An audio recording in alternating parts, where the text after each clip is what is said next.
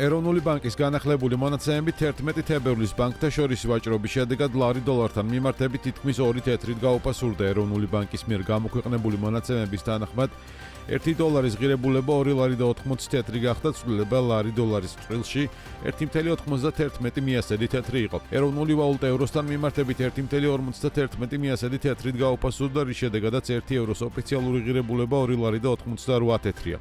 გირვანკა სტერლინგთან მიმართებით კი ლარი 0.77 მიასედი თეთრით გაუფასურდა, შედეგად 1 ფუნტის ღირებულება 3 ლარი და 46 თეთრი გახდა. 1 ლირას კურსმა 7.77 მიასედი თეთრი შეადგინა. ბიზნესის განწყობის ინდექსი 4 წლიან მინიმუმზეა, ისეთის კვლევის მიხედვით მიმდინარე წლის პირველ კვარტალში ბიზნესის განწყობის ინდექსი 8.8 პუნქტი დაეცა და -5-ს გაუტოლდა, რაც ბოლო 4 წლის განმავლობაში ყველაზე დაბალი ნიშნულია. ამასთან მათივე შეფასებით რეკორდულად დაბალ დონეზეა მოლოდინების და მიმდინარე მდგომარეობის ინდექსებიც, რაც ბიზნეს სექტორის პესიმისტურ მოლოდინებსა და უარყოფით მიმდინარე შედეგებს ასახავს. აისეთი აღნიშნავს, რომ მიმდინარე მდგომარეობის ინდექსი 22.4 პუნქტით შემცირდა და -18.6-ს გაუტოლდა. მოლოდინების ინდექსი კი 16.9 პუნქტით შემცირდა და -9.9 შეადგინა. გასაყიდი ფასის მოლოდინის ინდექსი 6.9%-ით გაიზარდა და 20 პუნქტი შეადგინა. ეს მაჩვენებლები გვიჩვენებს, რომ ბიზნესების წილი, რომლებიც მომდევნო 3 თვეში ვარაუდობენ ფასების მატებას, საკუთარ პროდუქტზე გაიზარდა. წერია აისეთის კვლევაში.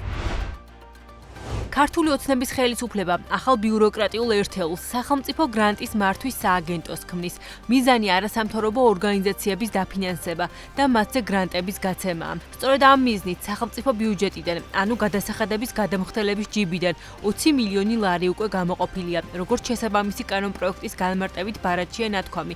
მსგავსი პრაქტიკა ევროპის არაერთ ქვეყანაში არსებობს. ბიუჯეტიდან კი ის არასამთავრობო ორგანიზაციები დაფინანსდებიან, რომლის საქმიანობას თანხმდროში იქნება ქვეყნის განვითარების პრიორიტეტულ მიმართულებებთან. იმ ფაქტის გათვალისწინებით, რომ საქართველოში საზოგადოებრივი ორგანიზაციების დაფინანსების წყაროდ მეტწილად უცხოური აქტორები გვევლინება, რომლებიც ძალაუნებურად განსაზღვრავენ აღნიშნული ორგანიზაციების საქმიანობის დღის წესრიგს, საქართველოს მთავრობის ინიციატივაა, რომ შეიქმნას საქართველოს მთავრობის კონტროლს დაქვემდებარებული საჯარო სამართლის იურიდიული პირი, სახელმწიფო გრანტის მართვის სააგენტო, რომლის მიზანი იქნება საქართველოს ბიუჯეტით საქართველოში მოქმედი საზოგადოებრივი ორგანიზაციების მხარდაჭერა, რომელთა საქმიანობის მიმართულებები ხვედრაში იქნება ქვეყნის განვითარების პრიორიტეტულ მიმართულებებთან. სახელმწიფო ბიუჯეტიდან არასამთავრობო ორგანიზაციების დაფინანსება ქართულმა ოცნებამ ჯერ კიდევ შარშან შემოდგომაზე დაანონსა. მაშინ ითქვა, რომ აღნიშნული ინიციატივა ეგრეთ წოდებული რუსული კანონის მიღების საპირწონე იქნებოდა და გრანტებს ის ორგანიზაციები მიიღებდნენ, რომლებიც ქართული ხალხის ინტერესების შესაბამის ამოცანებს შეასრულებდნენ. რა კრიტერიუმებით დაფინანსდებიან არასამთავრობო ორგანიზაციები ბიუჯეტიდან? ამ კითხვაზე ქართულ ოცნებაში კვლავაც მსგავსი პასუხი აქვთ. ის პროგრამები რო არ გაჩერდეს, მაგალითად, რომელიც კეთილსინდისიერად ქართულ საზოგადოებას ემსახურებოდა. მაგალითად, შეიძლება იყოს თქვათ რეგიონებში ხალხის ჩართულობა, მაგალითად რეგიონებში სოფლის მეურნეობის პროექტები, მათ შორის რეგიონებში არის მთელი ინიციატივები, რომელიც სოფელს სჭირდება, ხო? ეს პროექტები რო არ შეყომდეს, რო არ გაჩერდეს, სახელმწიფო გამოაცხადებს შესაბამისად ჩვენ შეგვაქვს ახლა ცვლილება გრანტის შესახებ კანონში და შესაბამისად გვექნება ობიექტური სამართლიანი საქმეზე ორიენტირებული, ასე ვთქვათ, ურთიერთობა არასამთავრობო სექტორთან. ეს ყველაფერი გაიხარჯება იმ ეროვნული და მართლაც სახელმწიფოებრივი პროექტებისთვის, რომელიც აქამდე ხორციელდებოდა. ნებისმიერი არასამთავრობო ორგანიზაცია, ჯგუფი, რომელიც მოვა და მოიტანს პროექტს, რომელიც იქნება ჩვენი სახელმწიფოებრიობისთვის, ამა თუ იმ მნიშვნელოვანი მიმართულებებისთვის განსავითარებლად, ეს იქნება კვლევა, რაიმის დაფინანსება, რაიმის აღდგენა თუ ასე შემდეგ. ეს ყველაფერი დაფინანსდება ეროვნული მოტივებით და სახელმწიფოებრივი მოტივებით. მთავრობა მართვადი არასამთავრობო სექტორის შექმნას ცდილობს, რომელიც ხელისუფლების ქმედებებს კონტროლს ვერ გაუწევს. ასე აფასებს დემოკრატიის კვლევის ცენტრის ხელმძღვანელი, NGO-ების ბიუჯეტიდან დასაფინანსებლად ახალი სამთავრობო სააგენტოს შექმნას. უჩა ნანოაშვილის თქმით, მსგავსი ფორმით არასამთავრობო ორგანიზაციების ბიუჯეტიდან დაფინანსება იმას ნიშნავს, რომ დიდი ალბათობით პროცესები გაუმჭვირვალე იქნება. ხელისუფლება ცდილობს მართვადი სამოქალაქო სექტორის შექმნას, ანუ იმ ორგანიზაციების დაფინანსებას, რომელიც ხელისუფლებას არ გაუწევს კონტროლს, არ დახუჭავს თვალს იმ დარღვევებზე, რომელსაც ადგილი აქვს ქვეყანაში, სამოქალაქო სექტორი აღარ იქნება დამოუკიდებელი, იქნება სრულიად დამოუკიდებელი ხელისუფლებაზე.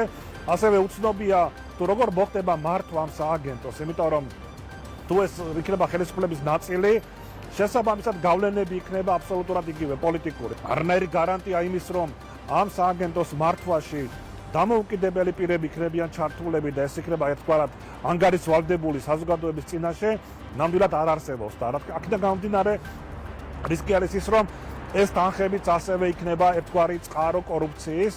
ერთადერთი კრიტერიუმი, რომლის მიხედვითაც საზოგადოებრივი ორგანიზაციები დაფინანსდებიან, ქართული ოცნების ხელისუფლების მიმართ მორჩილება და ლოიალობა იქნება, მიზანი კი სამთავრობო ინტერესების გატარება.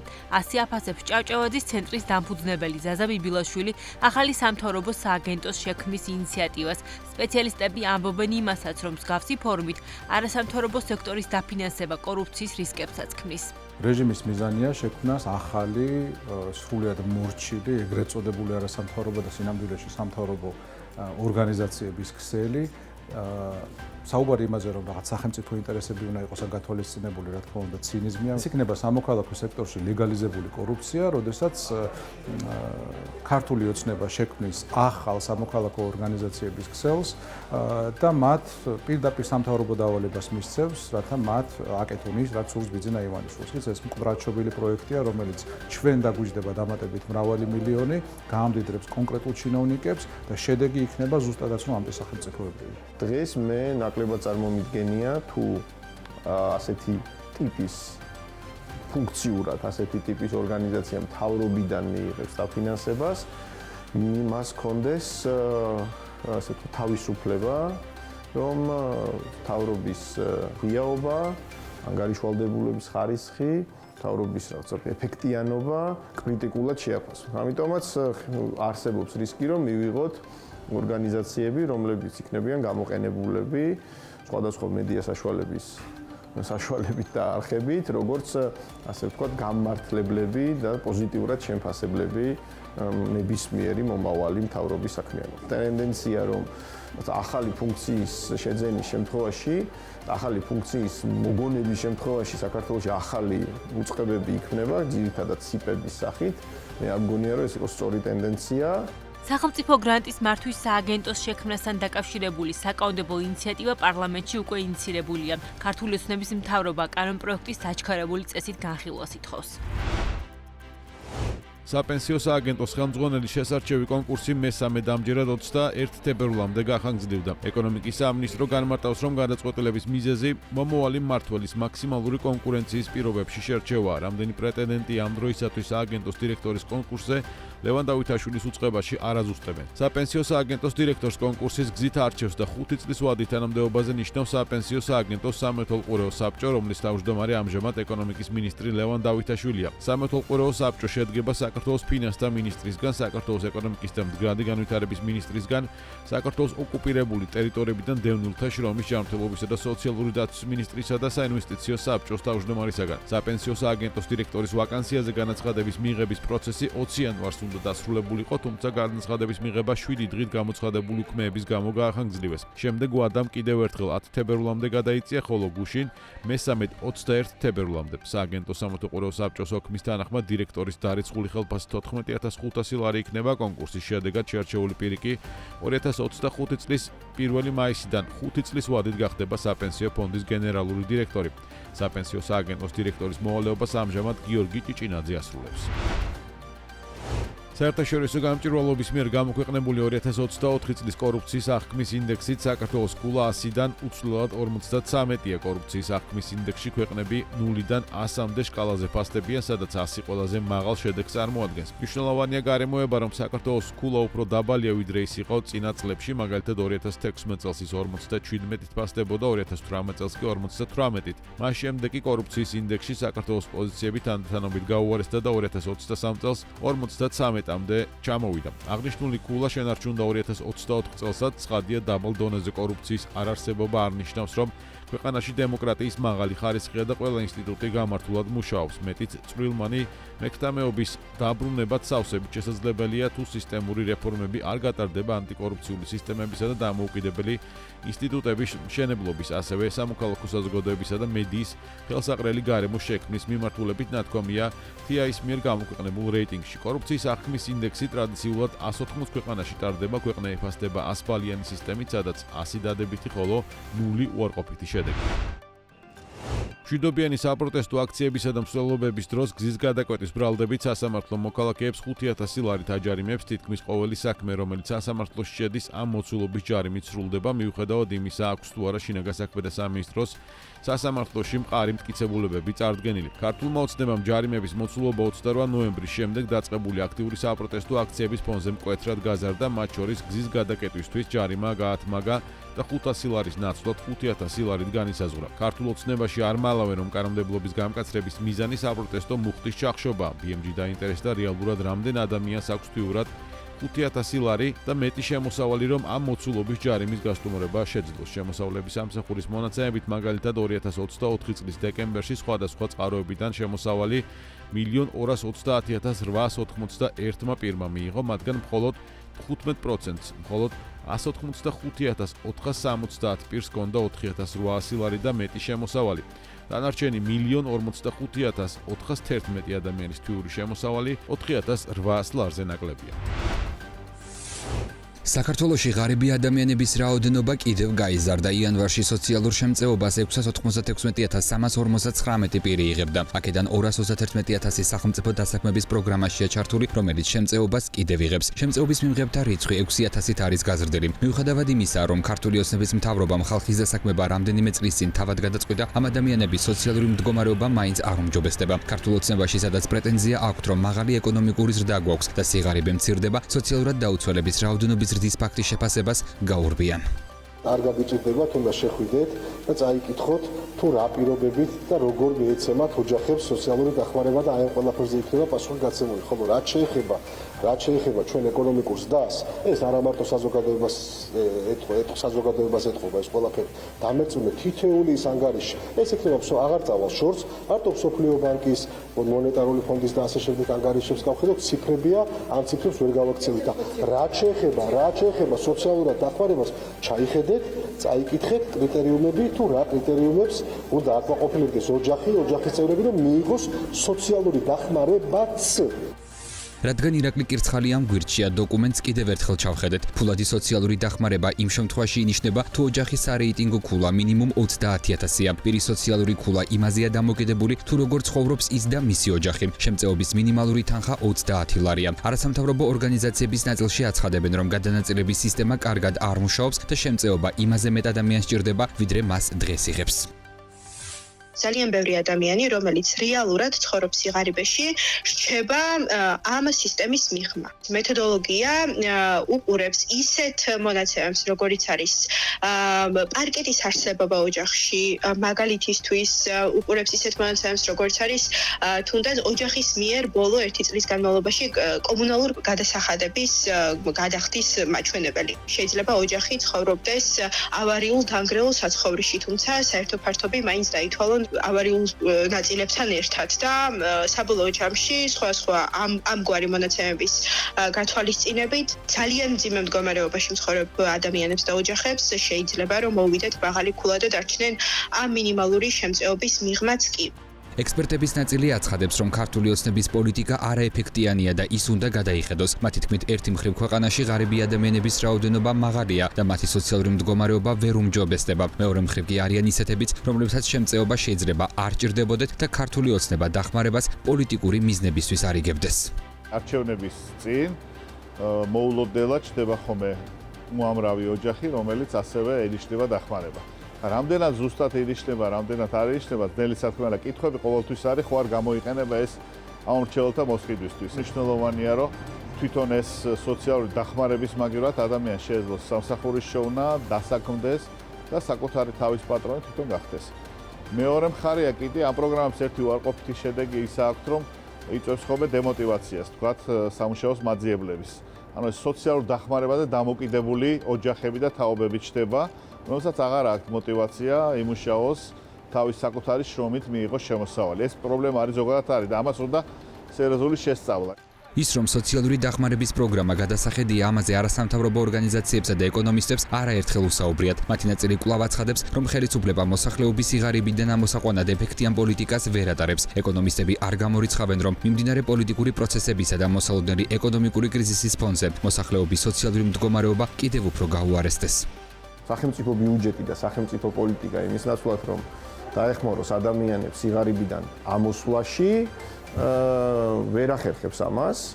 ეს არის უპირველეს ყოვლისა სიგნალი იმის, რომ საქართველოში საჯარო პოლიტიკა, სახელმწიფო პოლიტიკა არაეფექტიანია მცდელობაში სიღარიბიდან გამოიყვანოს ადამიანები და უფრო მეტი მოქალაქე საქართველოში დამოკიდებულია იმ მინიმალურ შემწეობაზე, რომ ცხოვრების მინიმალური სტანდარტი შეინარჩუნოს. თუ აღმოჩნდა, რომ მივიღეთ მაღალი ინფლაცია, დაბალი ეკონომიკური ზრდა, გაზრდილი უმუშევრობა, ყველაფერი ეს რაღაც ფორმით აისახება ამ მაჩვენებლის ზრდაში, უფრო მეტ ადამიანს დასჭირდება სოციალური დახმარება. 2025 წლის დასაწყისში სოციალურად დაუცველების დასახმარებლად ბიუჯეტიდან 71 მილიონ ლარზე მეტი დაიხარჯა. ქართული ოცნება წინასაარჩევნოდ მოსახლეობას პირდებოდა, რომ სიღარიბე 2030 წლისთვის საბოლოოდ განულდება.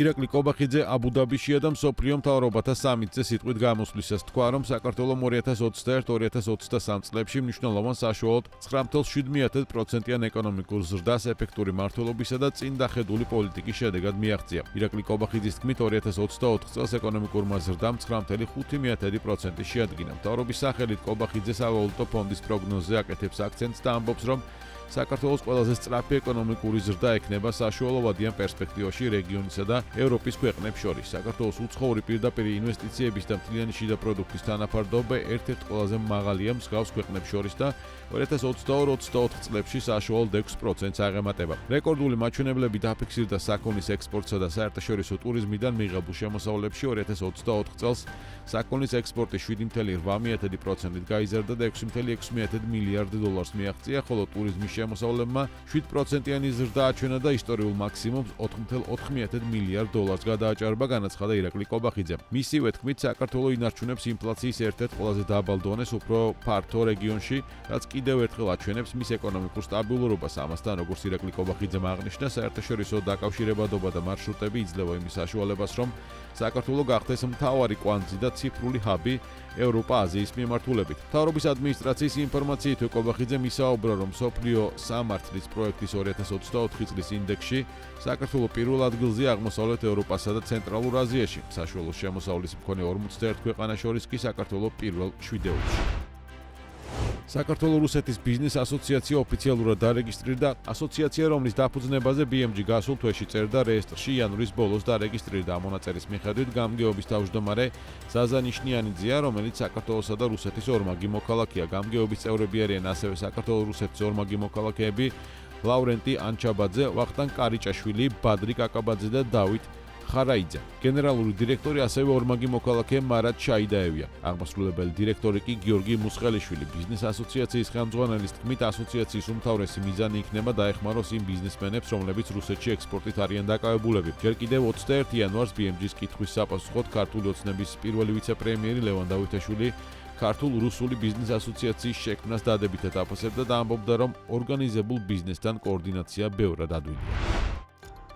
საქართველოს რკინიგზას საბჭოთა დროს გამოშვებული ლოკომოტივების რემონტს ორი კონკურენტი კონსორციუმის თავაზობს. ტენდერის ღირებულება 270 მილიონ ლარს შეადგენს და მისი მეშვეობით საერთო ჯამში 47 ლოკომოტივის გარემონტება უნდა მოხდეს. სატენდერო წინადადებები მომზადებულია ორი ქართული კომპანიის მიერ, რომლებიც რკინიგზას თავაზობენ რუსული და ლატვიურ-უკრაინული ქარხნების მომსახურებას. პირველი პრეტენდენტია სკინესტ რეილ ჯორჯია, რომელიც საქართველოს რკინიგზას 266.8 მილიონ ლარად თავაზობს უკრაინის ლვოვისა და ლატვიის ქარხნების მომსახურება. სატენდერო განაცხადს თან ახლავს გამოცდილების დამადასტურებელი დოკუმენტები, რომლებიც აჩვენებს, რომ ამ ქარხნებს აქვს სერტიფიკატები გაარემონტონ ლოკომოტივის ის მოდელები, რომლებსაც საქართველოს რკინიგზა ფლობს. მეორე პრეტენდენტია შპს გეორგია, რომელიც რკინიგზას ტამბოვისა და ჩელიაბინსკის ქარხნების მომსახურებას თავაზობს წინადადებას ახლავს როგორც ტამბოვის, ასევე ჩელიაბინსკის ქარხნების მენეჯმენტის წერილები, რომ ისინი მზად არიან მომსახურება გაუწიონ საქართველოს რკინიგზას. ჟპს გეორგიას განაცხადია 270.4 მილიონ ლარზე აქვს დაფიქსირებული, რაც თავად საქართველოს რკინიგზის მიერ განსაზღვრული სავარაუდო ფასის ტოლია. შესაბამისად, არსებული მდგომარეობით საქართველოს რკინიგზას მომსახურების გაწევას გეორგიაზე 3 მილიონ ლარით უფრო დაბალფასად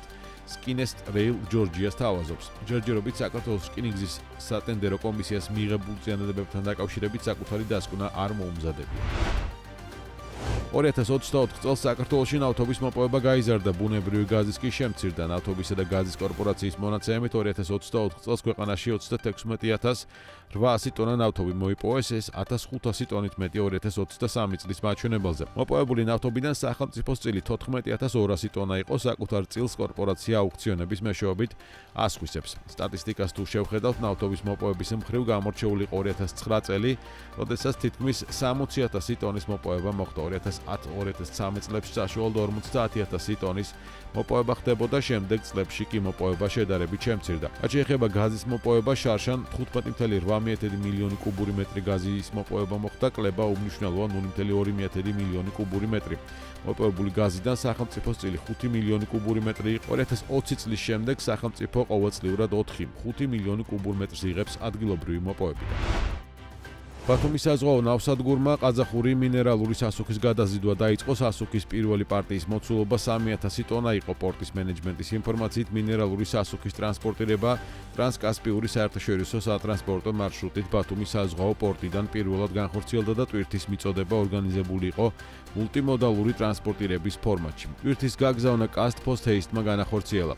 2025 წელს ჟპს ბათუმის საზღვაო პორტი 50,000 ტონა ყაზახური მინერალური სასუქის გადაზიდვას გეგმავს, რაც მნიშვნელოვნად გააფართოვებს ამ მარშრუტებით მინერალური სასუქების ექსპორტის საშუალებებს. ბათუმის პორტის ინფორმაციით 2024 წელს ბათუმის საზღვაო ნავსადგურმა 37,600 ტონა ყაზახური ამონიუმის ნიტრატის პირველი მიწოდება მოახდინა მსოფლიო ბაზრებზე ტრანსკასპიური საერთაშორისო სატრანსპორტო მარშრუტით. დასაქმების ხელშეწყობის სახელმწიფო სააგენტო კომპანია Black Sea Petroleum-თან პარტნიორობით ახალი ნავთობგადამამუშავებელი ტრიბუნალისთვის კადრების მოძიებას იწყებს. სააგენტოს თანახმად ნავთობ ტერმინალის მაქსიმალურად ადგილობრივი კადრების დაკომპლექტების მიზნით სამ ქალაქში, ფოთში, ბათუმსა და ქუთაისში სამუშაოს მაძიებლებისთვის მასობრივი გასაუბრება დაიგეგმა. დასაქმები დაინტერესებულ მოქალაქეებს საშუალება მიეცემათ პირისპირ ფორმატში შეხვდნენ კომპანიის წარმომადგენლებს და ვაკანტური პოზიციების პირობებისა და ანაზღაურების თაობაზე მიიღონ ინფორმაცია. კულევის ნავთობ გამამუშავებელი ქარხნის პროექტის საინვესტიციო მოცულობა 700 მილიონი დოლარია. ქარხნის პროექტის პრეზენტაცია გასული წლის 22 ოქტომბერს გაიმართა, სადაც ირაკლი კობახიძემ განაცხადა, რომ საწარმო ფუნქციონირებას 2025 წლის მარტში დაიწყებს და პირველ ეტაპზე წლიურად 1.2 მილიონ ტონა ნედლ ნავთობს გადაამუშავებს, რაც ეტაპობრივად 4 მილიონ ტონამდე გაიზრდება. მისივე თქმით, პირველ ეტაპზე ქარხანაში 500 ადამიანი დასაქმებულია. გალთენ ტაგარტის ინფორმაციით, ენერგოპრო ჯორჯიას ქსელში ნეტო აღრიცხვისთვის განსაზღვრული ლიმიტი შეივსო და ახალი განაცხადის მიღება შეჩერებულია. თელასის ქსელში განაცხადების მიღება კვლავ გრძელდება. ნეტო აღრიცხვის რეგულაციით მოსარგებლე მიკროსიმძლავრის ელექტროსადგურებს 68.5 მეგავატიანი ზრდა ჰქონდა 2024 წელს. შედეგად წლის ბოლოს ნეტო აღრიცხვის რეგულაციით სარგებლობდა 1620 მიკროსიმძლავრის ელექტროსადგური 117 მეგავატი ჯამური დადგმული სიმძლავრით. 2016 წლიდან ამ აღრიცხვაში ჩართული სადგურების სიმძლავრე მნიშვნელოვნად გაიზარდა და გასულ წელს 68.5 მეგავატი შეადგინა, მაშინ როცა 2019 წელს 1.4 მეგავატი შეადგენდა. ყველაზე დიდი ნახტომი ზრდაში 2020-2021 წლების სხვაობაშია 1.9-დან 14 მეგავატამდე. სემეკის მიერ 2016 წელს დანერგილი განახლებადი ენერგიების ხელშეწყობის სისტემა, ეგრეთ წოდებული ნეტო აღრიცხვა მოხმარებლებს საშუალებას აძლევს გამოიმუშაონ საკუთარ ელექტროენერგია და ჭარბად წარმოებული ელექტროენერგია გაქვითონ ქსელიდან მოხმარებულ ელექტროენერგიასთან. მოხმარებლის მიერ ქსელში მიწოდებული კილოვატ-საათები იქვითება ქსელიდან მიღებული ელექტროენერგიის მოცულობასთან, ხოლო ზედმეტად მიწოდებული ის მოცულობა, რომელიც არ გაიქვითა, მომხმარებელს აესახება მომდევნო თვის ქვითარში, დადებით ბალანსში. 2020 წელს მიკროსიმძლავრის ელექტროსადგურის დადგმული სიმძლავრის ზედაზღვარი 100 კილოვატიდან 500 კილოვატამდე გაიზარდა, რამაც ხელი განახლებადი ენერგიის გამოყენების ფართო გავრცელება შეუწყო, ვინაიდან ეს საშუალება განსაკუთრებით საინტერესო გახდა როგორც მცირე, ასევე საშუალო ბიზნესისთვის. საქართველოს ენერგეტიკულ ბირჟაზე უმნიშვნელო მოცულობის ელექტროენერგია ივაჭრება. ბირჟა 2024 წლის 1 ივლისს გაიხსნა და მასზე 21 რეგისტრირებული მომხმარებელია. ომნიას ინფორმაციით ბირჟის გახსნის შემდეგ მხოლოდ 17.5 გიგავატ-საათი, ანუ მთლიანი მიწოდების მხოლოდ 0.2% გაიყიდა ენერგეტიკული ბირჟის პლატფორმით. ბირჟა გარდამავალი მოდელით 2025 წლის 1 ივლისამდე იმუშავებს. გარდამავალ მოდელში ბირჟაზე ვაჭრობა ხდება საათობრივი პროდუქტებით, ხოლო საბალანსო ელექტროენერგიისთვის სანგარიშო პერიოდია თვე. ივლისიდან ვაჭრობა პლატფორმაზე სრულყოფილად უნდა დაიწყოს, დღით ადრე და დღიურ ბაზრებზე მოხდება საათობრივი პროდუქტებით ვაჭრობა, ასევე ამოქმედდება საბალანსო და დამხმარე მომსახურების ბაზარი. სამიზნე მოდელში გათვალისწინებული ასევე საათობრივი დაბალანსების ვალდებულება. საერთაშორისო ბირჟაზე ოქროს ფასი რეკორდულად გაიზარდა. უნცია ოქროს ღირებულება დღეს $2,900-იან ნიშნულზეა, რაც ბოლო 1 წლიან პერიოდში 43%-იანი ზრდაა. მხოლოდ ბოლო 1 თვეში ძვირფასი ლითონი 10%-ით არის გაძვირებული. ანალიტიკოსები ოქროს გაძვირებას გეოპოლიტიკური რისკების ზრდას და მიმდინარე კონფლიქტების ესკალაციას უკავშირებენ. ასევე მნიშვნელოვანია ამერიკის შეერთებული შტატების მიერ პარტნიორი ქვეყნებისთვის ტარიფების დაწესება და სავაჭრო ომის გაჩაღება, რაც ეკონომიკური რისკების დაგროვებას იწვევს. უნცია მეტალის ფასი, როგორც ხედავთ, აჭარბებს $2,900-იან ნიშნულს. ეს არის ისტორიული მაქსიმუმი, რომელზედაც ოქრო ოდესმე ყოფილა, ხოლო ამ მატებას განაპირობებს თავისი არსით გეოპოლიტიკური რისკების დაგროვება მსოფლიოს მასშტაბით. ვინაიდან რუსეთ-უკრაინის ომი ჯერაც არ არის მოგვარებული, არც სამშვიდობო გეგმა ამ ეტაპზე არ ჩანს, ასევე ახლო აღმოსავლეთის კონფლიქტიც შეგვიძლია ვთქვათ, რომ გადაჭრილი არ არის და პირიქით ესკალაციის ნიშნებიც კი არის ამ ეტაპზე წარმოჩენილი და ამას ყველაფერს ემატება ტრამპის მიერ წამოწყებული სავაჭრო ომი პარტნიორი სახელმწიფოების წინააღმდეგ, იქნება ეს კანადა, იქნება ეს მექსიკა თუ მაგალითად საერთოდაც ევროკავშირი, რომელსაც ტრამპი ახლა უკვე ემუქრება დამატებითი რეგულაციებით და მათ შორის ტარიფებით. როგორც წესი, როდესაც მსოფლიოს მასშტაბით იმატებს გეოპოლიტიკური რისკები, ამ დროს იზრდება ოქროს ფასი, რადგანაც ოქრო არის სადაზღვევო შინაარსის აქტივი, ანუ მას ინვესტორები მასში ყიდულობენ, როდესაც იმატებს მსოფლიოს მასშტაბით რისკები. საერთაშორისო ბირჟაზე ოქროს ფასი ზრდა აისახება ქართულ ბაზარზეც და იმ მცირე და საშუალო ბიზნესებზე, რომლებიც ძვირფასი ლითონებით ვაჭრობენ. კომპანია ზარაფხანას აღმასრულებელი დირექტორის თქმით, 1 გრამის სუფთა ოქროს შესაწყიდი ფასი $263-ია, რაც ისტორიული მაქსიმუმია. ძვირფასი ლითონის ღირებულებაზე ასევე მოქმედებს დოლარის მიმართ ლარის გაცვლითი კურსიც. კომპანია ამ ეტაპზე უცვლელ ფასს მოგების მარჟის შემცირების ხარჯზე ინარჩუნებს.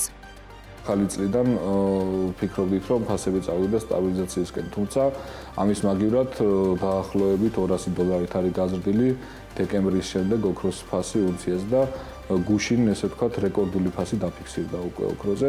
საუბარი მაქვს სუფთა ოქროზე, რომელმაც დღესდღეობით შეადგინა $263.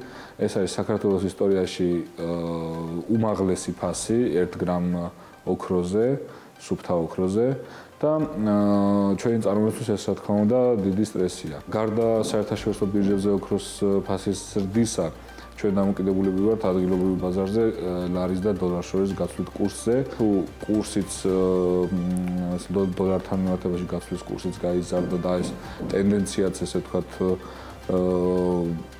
წავიდა ზრდისკენ, ჩვენ უკვე მოგვიწევს რომ ფასები გავზარდოთ. ოქროზე ფასის ზრდა ბუნებრივია მოქმედებს მომხმარებლის ქცევაზე. ყიდობანის ოქროს ბირჟაზე ამბობენ, რომ მყიდველების რაოდენობა საგრძნობლად დაიკლო. მაღალი სინჯის 1 გრამი ბაჯაღლოს ოქროს ღირებულებამ უკვე გადააჭარბა $260-იან ნიშნულს. ისინი, ვინც ძვირფასი ლითონით ვაჭრობენ, ამბობენ, რომ მკვეთრად შემცირდა იმ ტურისტების რაოდენობაც, რომლებზეც გაყიდვების საკმაოდ დიდი წილი მოდიოდა. უნცია ავიდა ლამის $3,000. ანუ 1 გრამი ბაჯაღლოს ფასი გახდა სადღაც $260.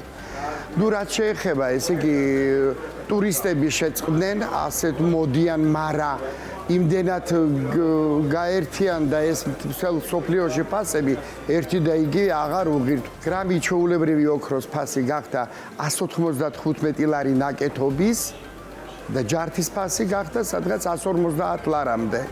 ჩვეულებრივი 585 სინჯი. და თავისთავად დანარჩენი მაღალი სინჯის ხარისხი უფრო მეტი და მეტი. ანალიტიკოსებს დამაიმედებელი პროგნოზები არ აქვთ. ოქროზე ფასის ზრდა სავარაუდოდ ახლო პერსპექტივაში გაგრძელდება და მან შესაძლოა $3,000 ნიშნულს გადააჭარბოს.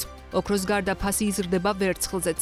ძვირფასი ლითონი ამ ეტაპზე ბირჟაზე $31-ზე მეტად ივაჭრება, რაც 1 წლიან ჭრილში 41%-იანი გაძვირება.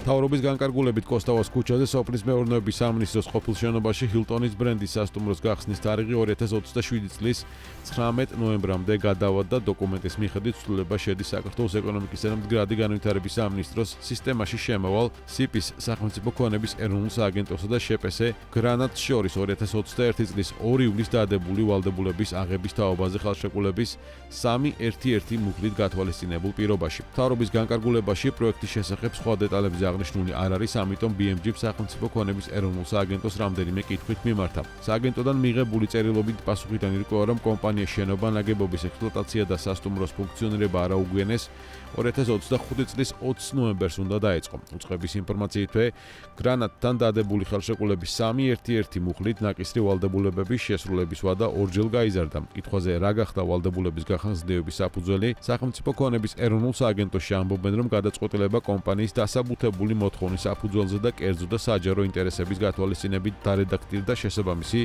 ნაწილის შეთანხმებაში. კოსტავას ქუჩაზე ჰილტონის ბრენდის სასტუმროს გახსნის პირველი ანონსი 2016 წელს გაჟღერდა და გახსნის თარიღად იმ დროს 2019 წელი სახელდებოდა, თუმცა 2018 წელს გიორგი კვირიკაშვილის პრემიერობის დროს ხუთვარსკვლავიანი სასტუმროს მშენებლობა დაიწყო და გახსნის თარიღად 2020 წელი დასახელდა. მაშინ გავრცელებული ინფორმაციით ჰილტონ თბილისის მთავარი კონტრაქტორი დეველოპერული კომპანია BBC უნდა ყოფილიყო. სამშენებლო პროცესს კი მენეჯმენტს ბრიტანული კომპანია BHP გაუწევდა. კონტრაქტი კორპორაცია ჰილტონსა და კომპანია გრანატს შორის 2017 წელს გაფორმდა. კოსტავას ქუჩაზე სასტუმროს განვითარების ვალდებულება კომპანიამ მთავრობისგან გაფორმებული ხელშეკრულებით ჯერ კიდევ 2015 წელს აიღო. სასტუმროს პროექტი გრანატმა შპს ჯორჯიან პროპერტისგან გამოისყიდა. 2019 წელს BMG-თვის ცნობილი გახდა, რომ სასტუმრო ჰილტონის მშენებლობა დასრულებული იყო და ძველი შენობის რეკონსტრუქცია, რესტავრაცია მიმდინარეობდა. მაშინ გრანატის თანადამფუძნებელი აცხადებდა, რომ სასტუმრო პირველ სტუმრებს 2021 წლის გაზაფხულზე მიიღებდა. პროექტის საინვესტიციო ღირებულება იმ დროისათვის $60 მილიონი. მიხეილ ომთაძე, რომელიც ყაზახური ფინტეკ კომპანია კასპიკ-ს გენერალური დირექტორია, თურქული ელექტრონული კომერციის პლატფორმა ჰეფსი ბურადას სამოთოყურო საბჭოს თავმჯდომარის პოსტსაც დაიკავებს. 2025 წლის 29 იანვარს კასპიმ ჰეფსი ბურადასთან გარიგება დადო და კომპანიის საკონტროლო პაკეტი $1.1 მილიარდად იყიდა. ჰეფსი ბურადა დირექტორთა საბჭოში ასევე შევიდნენ კასპის წარმომადგენლები იური დიდენკო, თენგიზ მოსიძე და პაվել მირონოვი. დიდენკო კასპის თავმჯდომარის მოადგილეა, თენგიზ მოსიძე კი კასპის მთავარი ფინანსური ოფიცერის პოსტს იკავებს. ჰეფსი ბურადას საბჭოს კიდევ ერთი ახალი წევრი გახდა სანდრო ბერძენიშვილი, რომელიც კასპი ფეისა და მობილურ კომერციას ხელმძღვანელობს. ჰეფსი ბურადას დირექტორთა საბჭოს წევრთა რაოდენობა შემცირდა და ახლა მას 9 ადამიანი შეადგენს. 2025 წლის 1 იანვრის მდგომარეობით კასპის მთავარი აქციონერები არიან მიხეილ ომთაძე 22.6%, თავმჯდომარე ვიაჩესლავ კიმი 21.4% და ბერინგ ფაუნდსი 24.7%. ჯგუფი ნიუ-იორკის საფონდო ბირჟაზე არის დალისტული და მისი საბაზრო კაპიტალიზაცია $19 მილიარდ შეადგენს. ჰეფსი ბურადას 2024 წლის განმავლობაში 40 მილიარდი ლირას, ანუ $1.3 მილიარდი გაყიდვები ჰქონდა. ბლუმბერგის ინფორმაციით ევროკავშირი გეგმავს, რომ თავის მრავალმილიარდიანი საგარეო დახმარებას გადახედოს, რათა დარწმუნდეს, რომ ბლოკის ფინანსები გადანაწილებულია ისეთ პროექტებზე, რომლების თანხმედრაში ევროკავშირის საგარეო პოლიტიკის ინტერესებთან. გამოცემა წერს, რომ ბლოკის ეს გადაწყვეტილება მას შემდეგ გასაჯაროვდა, რაც ევროპული კომისიის პრიორიტეტთან ნუსხა გაიზარდა. პრიორიტეტებს შორისაა თავდაცვა რუსეთ-უკრაინის ომის მესამე წლის ფონზე და ამერიკის შეერთებული შტატების ახალი პრეზიდენტის დონალდ ტრამპის მტრული დამოკიდებულებების განეიტრალება. დოკუმენტის თანახმად, რომელიც ბლუმბერგმა მოიპოვა, კომისია სურს განაახლოს საგარეო დაფინანსების პირობები და დარწმუნდეს, რომ ის ბლოკის პარტნიორებისკენ მიემართება. ევროკავშირის მიზანია თავისი სტრატეგიული ინტერესების უზრუნველსაყოფად საგარეო დახმარებას რესტრუქტურიზაცია ჩაუტაროს. დოკუმენტის პირველადი ვერსიის თანახმად, ევროკავშირის საგარეო დახმარების ბიუჯეტი ბლოკის მშპ-ს 1%-ის ოდენობით სხვადასხვა მოთხოვნას აკმაყოფილებს, მათ შორის მწვანე ტრანზიტის პროექტებსა და თავდაცვის სფეროებს. კომისია მომდევნო კვირებში იმსჯელებს, როგორ გაუმჯობესოს მომდევნო 7 წლიანი 2022-2024 წლების ბიუჯეტი.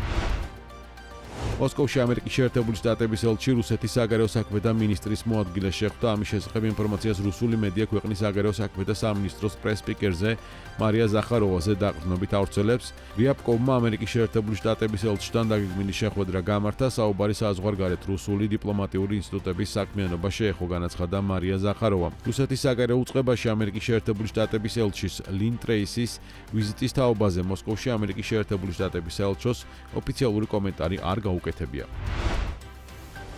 წლის პირველ თვეში რუსეთის ფედერალური ბიუჯეტის დეფიციტი გასული წლის ანალოგიურ პერიოდთან შედარებით თითქმის 14 ჯერ გაიზარდა, მიზეზად ხარჯის მკვეთრი მატება სახელდება, რამაც მთელი წლის გეგმას გადააჭარბა. როიტერი რუსეთის ფინანსთა სამინისტროს წინასწარ შეფასებაზე დაყრდნობით წერს, რომ იანვარში ხარჯმა შემოსავალს 1.71 ტრილიონი რუბლით, 17.8 მილიარდი დოლარით, ანუ მშპ-ს 0.8%-ით გადააჭარბა. ბიუჯეტი გათვალისწინებულ წლიურ დეფიციტთან შედარებით, რომელიც 1.7 ტრილიონ რუბლს, ანუ 12.2 მილიარდ დოლარს შეადგენს, ანუ მშპ-ს 0.5%-ს. 2024 წლის იანვარში ბიუჯეტი 1.3 მილიარდი დოლარის დეფიციტით შესრულდა, რაც მშპ-ს 0.1%-ია. სამინისტროს მონაცემებით იანვარში სახაზინო ხარჯმა 4.38 ტრილიონი რუბლი შეადგინა, რაც გასული წლის ანალოგიურ პერიოდთან შედარებით 73.6%-ით მეტია. ამდენად წლის პირველ თვეში ფინანსთა სამინისტრომ წლიური სახარჯო მიზნების, ანუ